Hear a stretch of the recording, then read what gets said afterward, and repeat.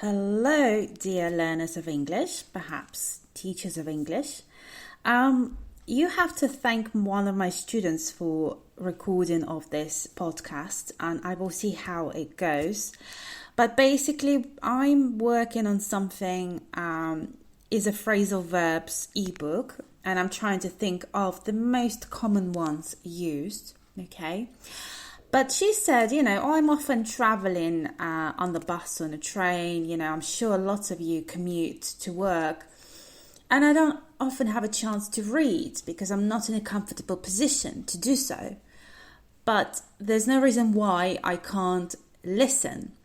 And she said it would be really great if you could just make even a short podcast to record the most important meanings of the most important phrasal verbs, okay? And I decided to give it a go and try it today.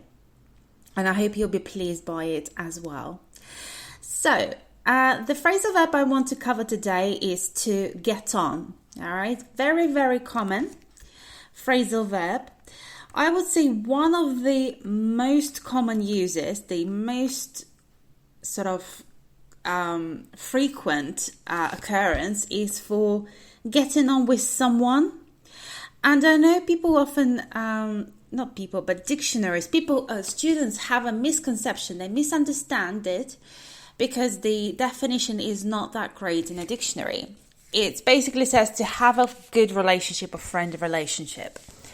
And whilst that's true, it's not a complete definition and it does lead to misunderstanding. So the full definition, when you get on with someone, you can't say, I get on with my husband or wife, or I get on with my friends, because you wouldn't be married to them or you wouldn't be friends with them in the first place if you didn't get on with them. Okay, so it just makes no sense. So it's really having a positive or friendly. It's not always friendly. It could be just a positive relationship.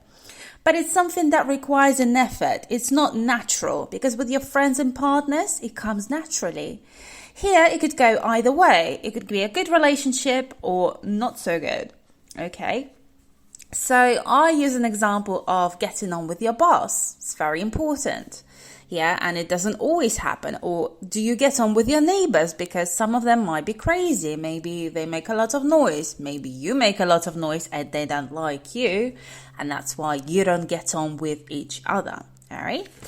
The other meaning for get on is, well, there are two really. One of them is more common. So I'll start with a more common one, is to get on with something.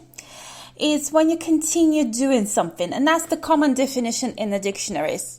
Once again, guys, I don't want to be like the critic, but it's not complete. A lot of the times people think, oh, it's just continuing. Yeah, I need to get on with my work. I need to continue doing it.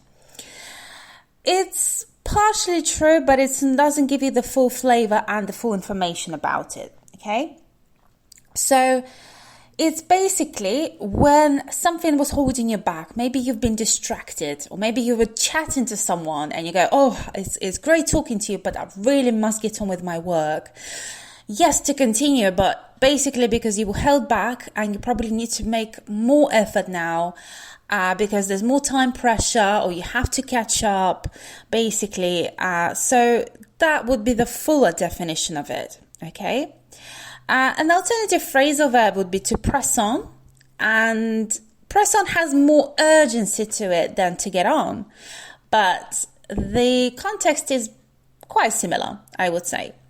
And then the maybe less common use of to get on is dealing with some situation in the right way, successfully, with a situation that requires effort, okay?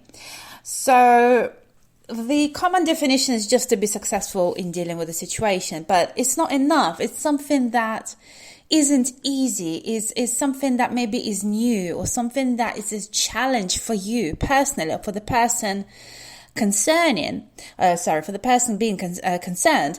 And my example is, for example, I'm a linguist. I love languages. However, I haven't been getting on very well with learning German. For me, it's a huge challenge, okay?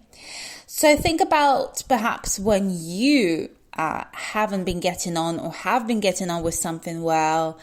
In other words, if you haven't been getting on, you've been struggling to get on with it.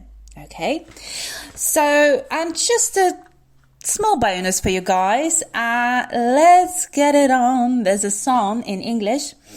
It's basically a sexual invitation. All right, so if you say to someone, let's get it on, be careful, because that sounds wrong, okay? If you're not a native speaker, I'm sure they will understand you if you made a mistake, but just be careful, all right? It's a much less common use, of course, but just to make you aware of it. So I hope you found today useful, guys. Please leave a comment, message me, and let me know if you want me to continue doing series like this, because your support and your feedback keeps me going, means to me that I should be going with it. And just in other words, guys, this is something I'm putting in an electronic book together. All right, so if you are interested, let me know. I'll add you to the email list and I will let you know once it's finished so that you can purchase the book if that's something that interests you. Have a fantastic day, evening, night, wherever you are, whatever the time is. Thank you for listening.